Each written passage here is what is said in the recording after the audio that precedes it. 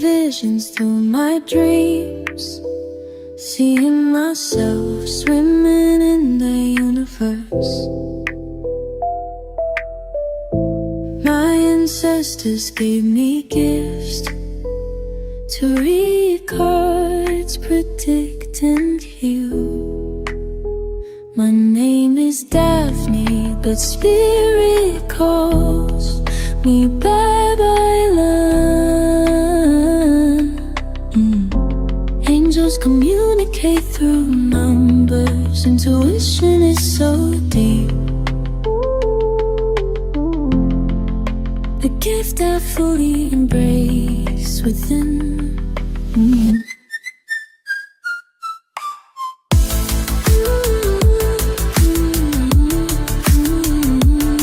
Hi everyone! Welcome po sa inyong almost personal reading. I want you to know that this is a general reading. You may resonate po sa buong reading na ito or baka konti lang. Take what's only yours, no? I also want you to know that this is a timeless reading. So, whenever you find this video, the message is also meant to find you.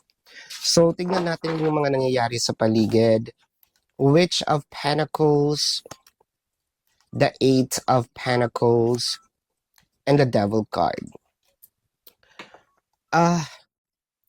Para kasing yung Witch of Pentacles dito, meron tayong mga tinitignan na factors. Gusto ba akong, bakit ganito agad yung thinking natin? Meron bang hidden agenda si person sa akin? Gusto ba niya akong pagsamantalahan in many ways, no? It could be financial, physical, ginagamit lang ba ako nito? No? Siguro that's also one of your questions. Kasi parang feeling mo, iba yung gut feeling eh. Meron ditong mga effort si person na parang you feel parang there's something fishy about it. With the Eight of Pentacles clarified with the Nine of Pentacles and the Empress, parang sinasabi mo dito na you're not fully trusting the energy of your person. Parang feeling mo ginugusto ka lang nito because of what your person is seeing, no? I feel like this is more visually. Siguro because you're popular, siguro because you're beautiful, no? Siguro because you have a lot of followers. You might be someone na parang you attract people, no? You could be an influencer, you could be just popular in your small community. I think that you constructed a name. And parang para sa kanya or para sa iyo, no? This is your assumption so far. Parang trophy, no?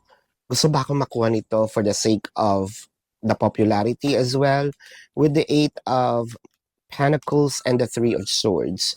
So ang nakikita natin dito, nasaktan ka na rin kasi ng taong ito. Okay. And I think that this person is also, sabihin natin, gumagawa ng way to, at least para maayos kayo, kuno, no? Para maayos kayo. Sabi niya. Pero parang, nandun na yung pain, no? Nandun na yung sakit na naramdaman mo, nandun na yung you feel really uneasy with the situation.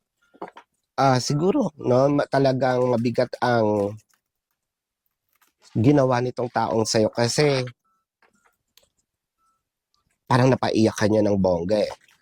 With the Hanged One and the Witch of Cups. Siguro hinahanap mo rin dito sa sarili mo na, do I still love the person? So ikaw na ngayon yung nag-iisip na, should I continue this because mahal ko pa siya or naaawa na lang ako sa kanya?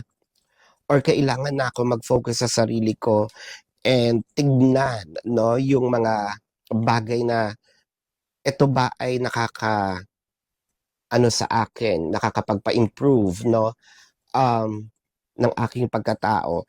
Siguro at one point in time, nabigyan ka ng burden ni person. Siguro at one point in time, hindi mo naman siya kasalanan, hindi mo naman siya pagkakamali, pero ikaw ang sumalo.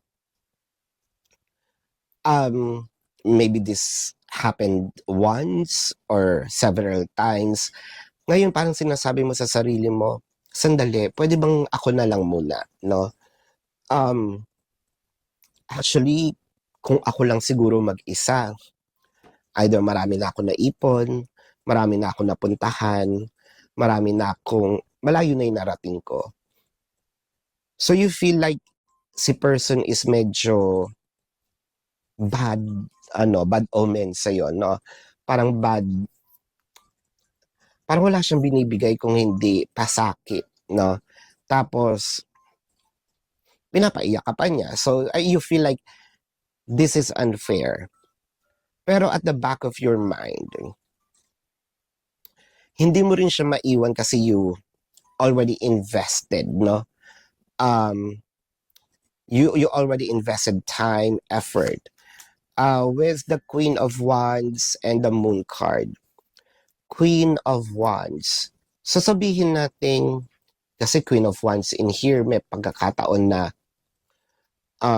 itong si person ay kinausap na natin. But it felt like oo lang siya ng oo. Pero parang wala siyang improvement, no, na ginagawa sa sarili niya. The Fool card and the Seven of Pentacles. Immaturity ang nakikita natin dito. Well, totoo naman kasi hindi ka naman niya bibigyan ng burdens kung hindi siya immature.